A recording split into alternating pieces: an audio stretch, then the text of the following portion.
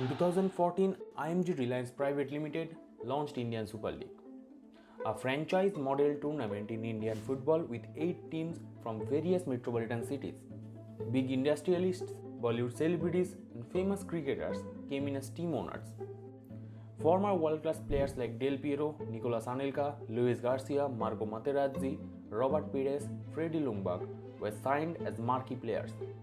From marketing to quality broadcasting, ISL had everything it needed to bring all the limelight in Indian football, and it became a game changer quickly.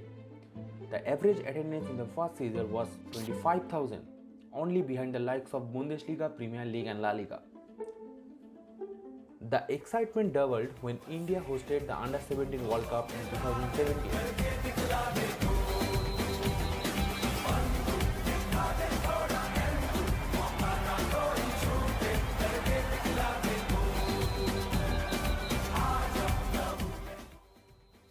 It was the country's first ever appearance in a FIFA event and became a huge success in terms of viewership. Though India's result was not up to the mark, but it gave a huge bunch of youth players motivated and ready to go further.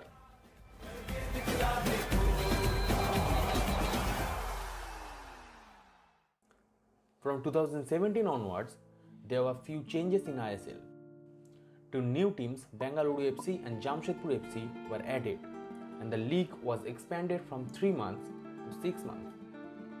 Till now, ISL used to loan players from their respective I-League clubs, but running 2 leagues parallelly brought problems for the I-League clubs as all the star players choose ISL over I-League, which was already suffering from lack of broadcasting, odd kick-off time, apathy from the authorities. Finally, in 2019, ISL became the top tier of Indian football when AFC approved AIFF's proposed roadmap, according to which AFC allowed the champion of Hero Indian Super League to represent India in AFC Champions League playoffs, and Hero I-League winner got the AFC Cup slot. In its recommendation for 2024-25, it was agreed to fully implement promotion and relegation to the top league and the abolition of 2 parallel leagues. But if we look at the Indian football team's recent performances, there is no reflection of any kind of development that has happened throughout the decade. India missed out their chance to qualify for yet another World Cup. All eyes are now set on the 2023 AFC Cup qualification. Experts mainly blame the top-down approach of the authority as it has left many loopholes which can hurt the team in the long term. Apparently, ISL, I-League and Second Division I-League all have ridiculously less number of teams compared to India's size and population.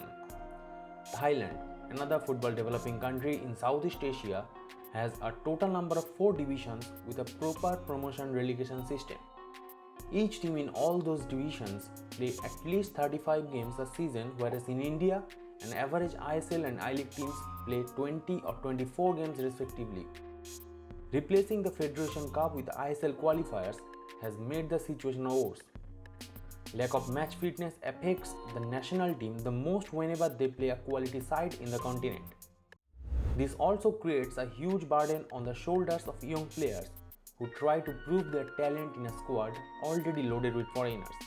Only in 2021, the league committee has mandated the 4 foreigners rule. But as the foreigners hold those most important positions like centre forward or centre back, most of the coaches use Indian players in inverted roles. For example, Manveer Singh, striker and also viewed as Sunilchetri's heir, plays as a wing-back for his ISL team. A new format has been proposed, where each team will play others thrice and might be in action from the 2022-23 season onwards. Youth development is another aspect where great strides have been made.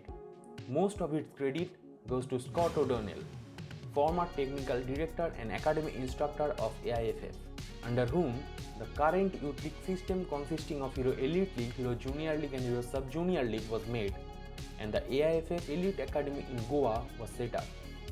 Him and Rob Byrne also composed the current AIFF coaching manual and guideline. Right the way across again, here's a chance! Oh, they've hit the bar! What a chance for India! Youth development is a master criteria for the club licensing in India. Most of the ISL and I-League teams are complying with it too. Earlier TFA and now Reliance Foundation Young Champs, Bengaluru FC and Minerva Football Academy doing wonderful jobs in promoting youth players. AIFF on their part have done a good job bringing Golden Baby Leagues for the 6 to 12 age group. As a result, many young players are coming up in ISL with lots of potential. But the club licensing criteria regarding the youth development needs to be a bit more strict, as few clubs still showing a lackadaisical approach and getting away with the fine system. I-League, which is now the second division of Indian football, is promoting a huge bunch of talented players in the top tier every year despite all the odds. Hopefully a promotion relegation system will allow more money pumping into the lower divisions in upcoming years. After decades of misfortune, exploitation and apathy, Indian football is certainly on the right track and showing all the signs of a glorious future lying ahead. Thanks for joining us. If you have enjoyed the video, don't forget to hit the like button and consider your subscription to get more such tales about world football.